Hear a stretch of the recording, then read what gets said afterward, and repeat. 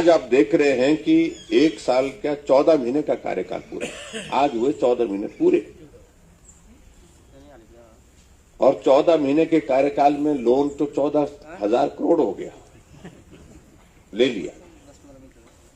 लेकिन वो लोन जा कहाँ रहा है? हम लोन लेते थे तो काम होता था, सड़कें बनती थी, पुल बनते थे, नौजवानों को नौकरियां दे रहे थे, हॉस्पिटल बना रहे थे।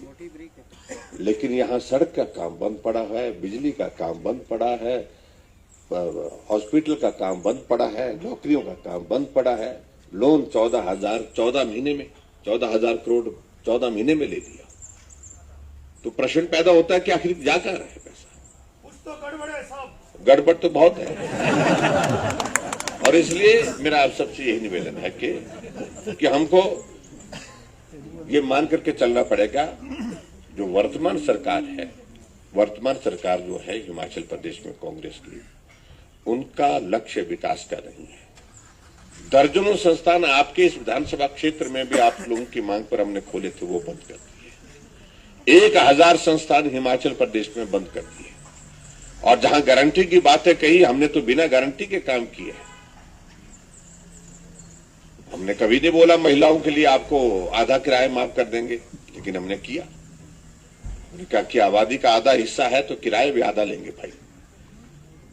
हमने कभी नहीं कहा था कि हम 125 यूनिट बिजली फ्री देंगे। और यहां मैं कह सकता हूं कि आजकल सर्दी के मौसम में हो सकता है बिल आया हो, क्योंकि सर्दी के मौसम में बिजली ज्यादा लगती है, थोड़ी हीटर, तो बिजली नहीं आ रही है, तो बात बिल, तो इसलिए हमने 125 यूनिट फ्री किया है। इसलिए जो चीजें हम कर सकते थे हमने की है। 1 साल यानी कि 14 महीने में एक चीज नहीं है, एक भी चीज नहीं है विकास के नाम पर जिसका शिलान्यास किया हो, उसका उद्घाटन हुआ हो, जिसकी शुरुआत की हो, वो आगे बढ़ी हो, कोई चीज, एक भी चीज हिमाचल प्रदेश में नहीं। ये सारी बातें, बहुत सारी चीजें हैं जिस बात को लेकर के हम कह सकते हैं। हिमकेयर योजना बंद कर दी, बंद ही कर दी। लगभग प्राइवेट हॉस्पिटल में अब ट्रीटमेंट बंद कर दिया उन लोगों ने।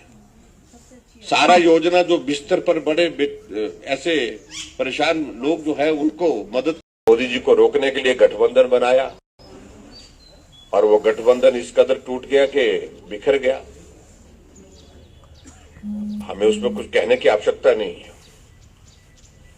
लेकिन हम सब लोग सौभाग्यशाली हैं कि हमको एक ऐसा नेतृत्व मिला है जिस नेतृत्व में हम लोकप्रियता की जो है, जिसको हम बोल सकते हैं चरम सीमा तक पहुंचने की स्थिति में हो रहे हैं।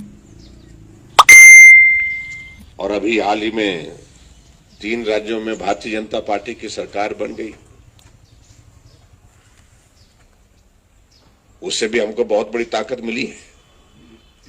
और उसके साथ साथ में जब भगवान रामचंद्र जी के जन्म स्थान पर मंदिर का निर्माण कार्य पूरा होने के पश्चात वहां पर प्राण प्रतिष्ठा का कार्यक्रम आपने देखा कि देश नहीं दुनिया ही राममयी हो गई। अब लोग कुछ नहीं सुनना चाहते।